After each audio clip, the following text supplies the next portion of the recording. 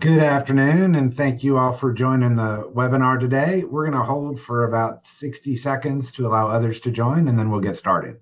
So hang with us just for a minute.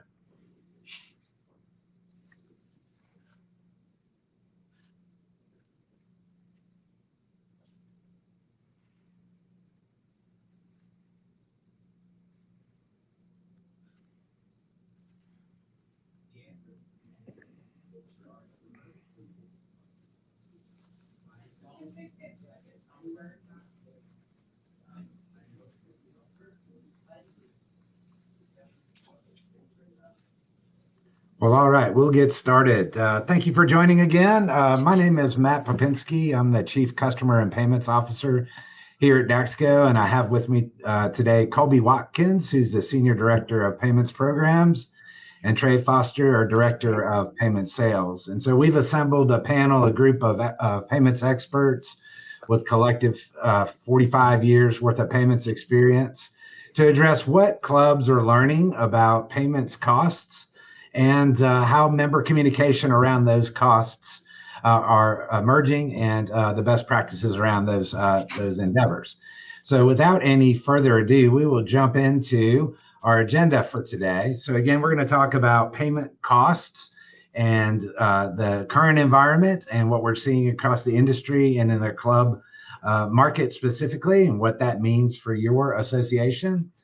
And then tagging on to that, we're going to address what clubs and gyms are doing to handle those types of payments cost increases. And then what members actually expect when they are experience a payment increase or something in relation to surcharging or cash discounting, what members actually expect in the environment that we all live in today and outside of it. And then we'll share some best practices and communication approaches that we found very successful as we've walked down this path with you all. And then finally, we'll share a real world story of 1 month of an experience with a club after a 10% dues increase. So with that, I will turn this over to Colby, and Colby will get started for us. Thank you, sir. Appreciate it. Hello, everyone. Thank you for joining us today. So as Matt said, we're going to talk a little bit about the cost of acceptance for digital payment methods, and then the strategies and methods by which we can alleviate those costs and still do right by our members. So to give a little bit of background here, I don't think anybody in the audience is going to be surprised to hear that costs are going up, whether it's gas or groceries or housing costs, or even your merchant service costs. Those are increasing for a number of reasons, from economic drivers and inflation to expanding risk mitigation systems. As fraud enters the next generation of those threats with AI and becoming more advanced and capable. Those threats are having to be met by an enhanced infrastructure in that digital payments landscape. So as a result, all of those factors kind of culminate together to create a net effect, which is an increase in overall cost to process these payments securely, risk-free, and safely between both your card-holding members and then your merchant bank that's receiving those funds. So, when faced with that challenge, there's two obvious approaches here. One is businesses will absorb the cost, so they'll just take that as a cost of doing business. If the cost of taking a debit card or a credit card or an ACH payment goes up, it's just a fact of life, and they'll have to just eat that as a cost of doing business. And then there's the kind of the whole kitchen sink method, which is we'll just increase our costs across the board, whether that is membership dues, personal training, locker fees, one-time fees, programs, any sort of services or anything of that nature, just across the board, just increasing. That is, sometimes can be a bit of an overcorrection when it's in the pursuit of just offsetting the cost of this one particular expense. But probably a more strategic way or contoured way is taking advantage of a cost offsetting program, like what we've provided here with flex fees. So flex fees essentially is it's a checkout fee that shows up at the point of acceptance, at the point of transaction, when the member is checking out to purchase, whether it's a product, a service, or a subscription. And it's based on the method by which the customer is choosing to pay with. So if that is with a credit card or an ACH, or could just be with credit card, there's various strategies by which you could roll this out. Now, that can vary based on what geography you're in, what state, as well as how much you're wanting to pass on to that customer. There is a national cap of 3% when it comes to adding a fee at checkout, but that is not a fixed amount that you have to pass on. It could be anything below that threshold as well. And then you also have the ability, like I said, to provide this program by credit card or ACH, those digital forms of payment at checkout. And then that creates an experience for the member by which, and folks in the audience may be familiar with themselves as a consumer, but when you are having that checkout experience, you may see that fee up front and center. It's hard to miss. It's its own separate line item, shows up on the receipt. But the most important thing it does is gives the card holder or the member, the customer, awareness that the method of payment that they're choosing to pay with will influence the amount that at checkout. So they have the option to say, I don't mind paying the fee. I'm going to continue to use my credit card. Or they can say, actually, let me change my mind. I want to switch to a form of payment that would avoid that fee. And from what we've seen across the industry, this is a much more preferred method of increasing pricing, as opposed to just doing a carte blanche rate increase across the board. You're in this strategy, you're giving the customers themselves the ability to avoid that rate increase at every transaction, at every checkout, at every point. And also at their discretion, they could continue, or they could make that choice to avoid the payment in the future on, especially when it comes to recurring payments. And then finally, from a revenue standpoint, you're able to track that revenue in real time as those transactions are being completed. You'll be able to see, fully within the system, how much am I recouping? How much am I offsetting? Am I actually making a meaningful impact against the cost of my merchant services? Is this program actually working for me to offset these costs, rather than just raising your prices and hoping that that's the benefit there? So a little bit of industry insights when it comes to these cost offsetting programs. As I said earlier, folks in the audience are probably no strangers to these types of checkout experiences. Today, 1 in 3 businesses offers some sort of form of cost offsetting at the checkout experience. And then when it comes to the card holders themselves, the consumers, the majority, upwards of 3/4, are familiar with seeing this in a past checkout experience. And then when it comes to the clubs themselves, just in 1 year alone, these processing costs are not immaterial. This should not be a surprise to anyone anyone listening today, it's in the multi-million, 65 million here. You can see the figure on the screen when it comes to just what it costs to take on these merchant services. So for this, sorry, there we go. All right, so I'm going to pass it over to Trey Foster here, who's going to talk a little bit more about these strategies and what he's seeing, in the real world with clubs that are adopting these programs. Yeah, thanks, Colby. Yeah, as Colby mentioned, I'm Trey Foster, Director of Payment Sales here with Daxko. I've been here for a total of 6 years, all within the payments ecosystem here at Daxko, both customer facing, kind of on a back end support side as well. So I talk to customers every day. What we've learned, how we've iterated and all that, so we can share some of that information with you guys today. So really, 2 columns in front of you, right, is like what builds acceptance, as Colby's mentioned. This is fairly common. Pretty much all of us have seen a convenience fee, a surcharge, in some form or fashion, probably weekly. It's just kind of a way of life now. But further than that, what are the things that really build acceptance? It's, it's lead with why. Why are we doing this? This isn't, we're trying to get one over on our members. It's for us to reinvest in our club, provide a better member experience for them, add program, add staff, whatever it may, mean to you, or whatever it, helps drive what you guys need to do. Giving advance notice. So not only does that provide a better experience and gives them time to maybe make a change on the payment method that they have, it's also part of card brand regulations. They require a minimum of 2 weeks. As part of our launch timeline, which we'll go over, we recommend potentially a little bit longer than that too. Again, just gets everybody comfortable with the change and then lets them know what's coming.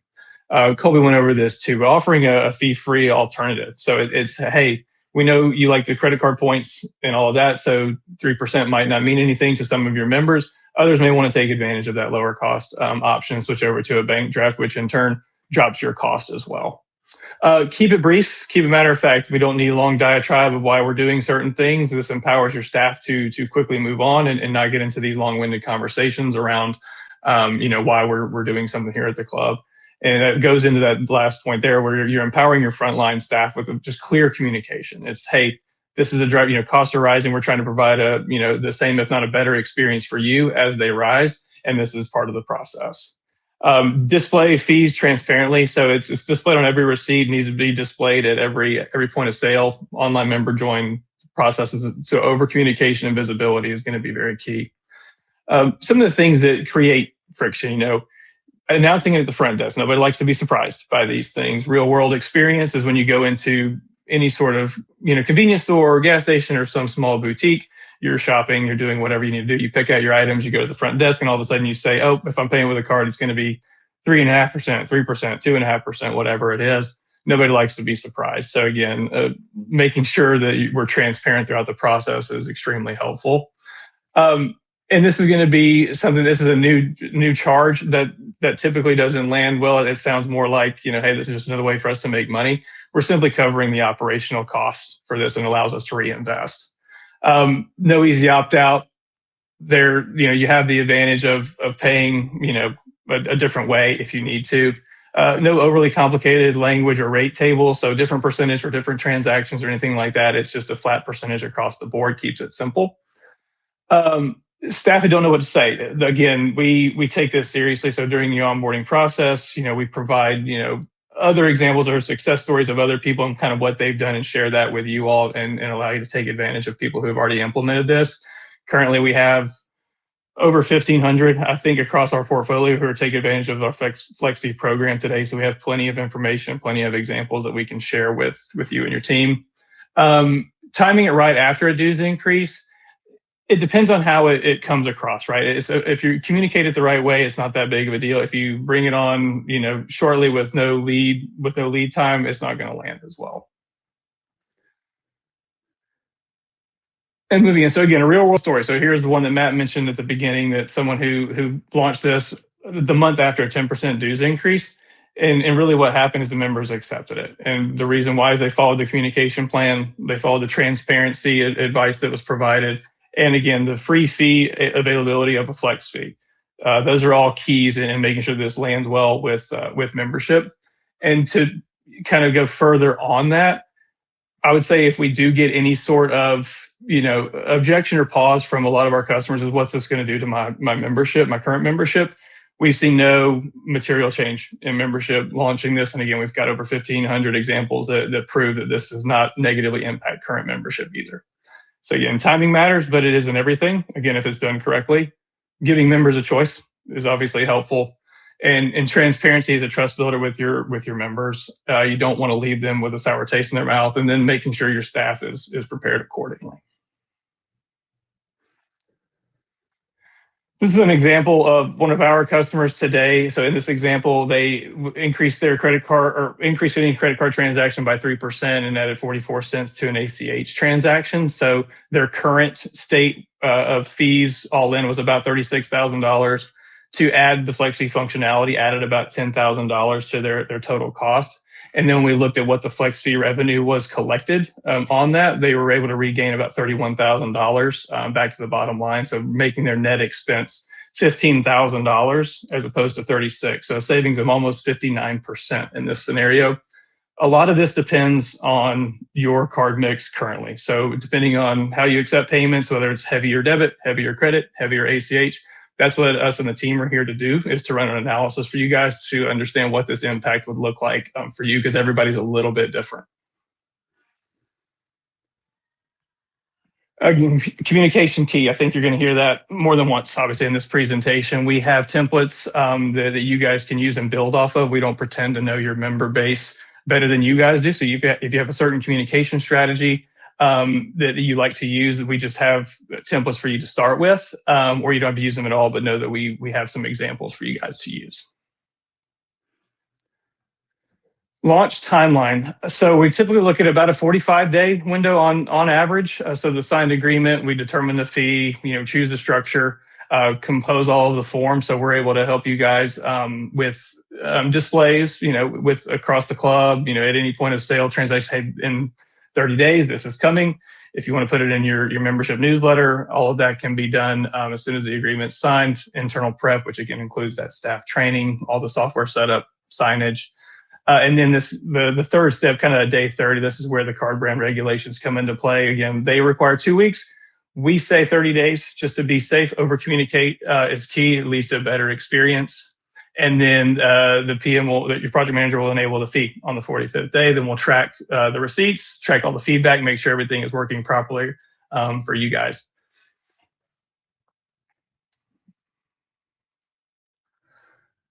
And here kind of brings us to the end. I'm going to bring back in Matt and Colby. We can talk about next steps for you guys, answer any outstanding questions that might be coming through in the chat. Yeah, so we'll just start off while I'm talking through this, start thinking about any questions you might have, and then we'd be happy to answer those in the chat. So the panel will certainly be open to that. But I think the takeaway for you all here is that we would absolutely be willing and love to review and conduct a full financial impact against your payments volume, leveraging this different functionality in the different scenarios that Colby and Trey mentioned there, and then obviously taking a look at the member communication that would be planned in the event that this was executed for your club.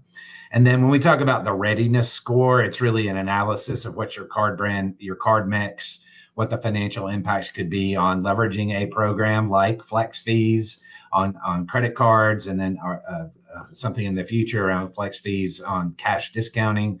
So we'd absolutely be willing and able to provide an analysis on the club level, so specific to your club, and show you what this could look like in reality. So with that, we will open with questions, open for questions. You can put them in the chat, and we'd be happy to address anything that does come up. One thing I'll mention too, while we're maybe waiting on some of the questions, is it differs from state to state. It's typically controlled by state legislatures. So we have currently 5 or 6 prohibited states, I believe, today. Any of the ones that popped up in the chat, I saw Utah, Ohio, all of those are open for business for any kind of surcharging program capped at 3%. So again, if you haven't had one done already, we're happy to provide a full analysis that Matt was talking about and let you see what your real dollars would be in this scenario. And we would certainly be open to any payments related questions while we have the experts here as well. So anything that we're seeing in the market today, what we think is coming around the bend, certainly would open for any questions, payments, passing on cost of acceptance to card holders, anything's on the docket.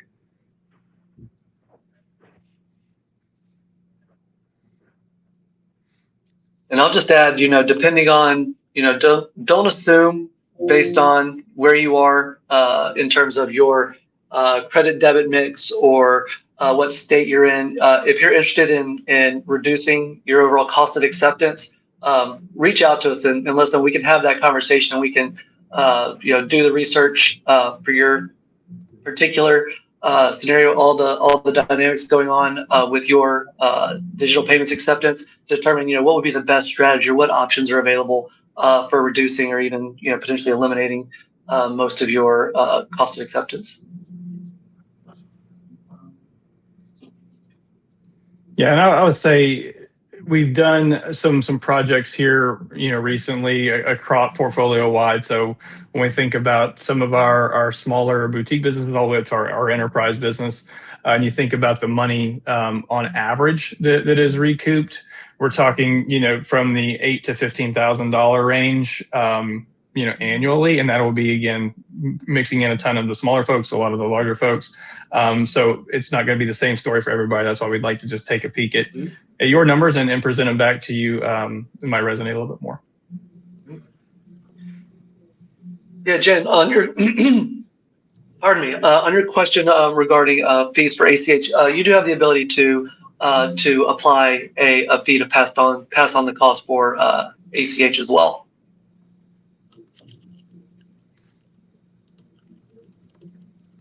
Good question. But just to elaborate and extend that answer a little bit more, you're not required for that. So you have that optionality in terms of what you're wanting to, what kind of experience you're wanting to create at your club. So if you want to do credit and ACH or just credit cards, that's totally fine. The main restriction there is debit cards.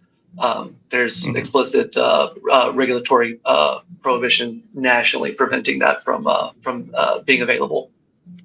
Correct. And just like credit cards, ACH is capped at the cost. You're not allowed to pass along more than your actual cost of the ACH or credit card transaction, capped at 3% for credit cards. Good question. In most states.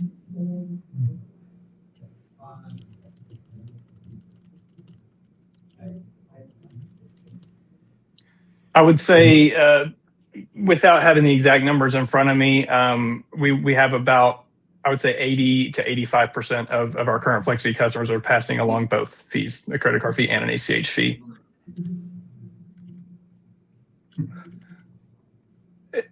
How much cheaper is it for a member to use an ACH? Well, it depends on the ACH cost, obviously, too. So it's typically a set price on ACH today in the current environment. There are moves to have it be percentage based in the future. But right now, if it's a $100 transaction and the charge is 43 cents, it would be 43 cents to run that. Typical credit cards around 2.75 to 3.25% on those transactions. Mm-hmm. How much is the fee? And Jane, yeah. And Jan, that's, sorry, yeah. I was just going to speak to Jan's point about passing on the 45 cents or the 44 cents. That's something we hear pretty commonly before the program is adopted. That there's concerns about, member sentiment or even member retention concerns. And that just has not been the case that we've seen for the folks that are adopting this. As Trey said, there's around 1,500 clubs and gyms that have adopted these programs, and they have not seen any sort of mass criticism or diaspora of memberships over this. Like you mentioned earlier in the program, that customers are used to seeing this in the checkout experience. They understand it. Especially in the United States, and when it comes to these sort of strategies compared to just a routine or a wholesale cost increase, this method is actually preferred to just a across the board increase on all of that your club or your gym offers. Yeah, and I'll just add to that, Jen, we don't have to pass along the ACH increase either. So whatever that fee is, you can absorb it, because the more folks who move to ACH, if that's the goal, your costs are going to come down organically anyway, because the ACH transaction is less expensive than traditional credit card charges. So if I look down at the bottom, Chase, how much so this will all go into that full analysis, Chase. So if we are able to do a deep dive into your current numbers today, understand what your card mix is, volume, transaction count, all of that, we can show you the picture of what the total ROI would be, plus the cost of the service.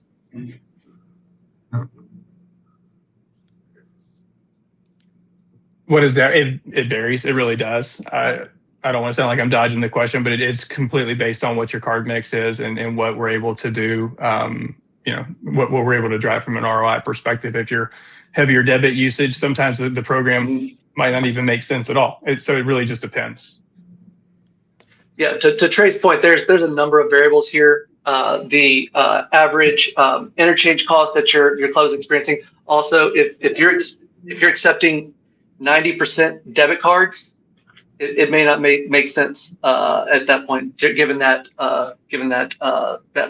the dynamics there of your business activity.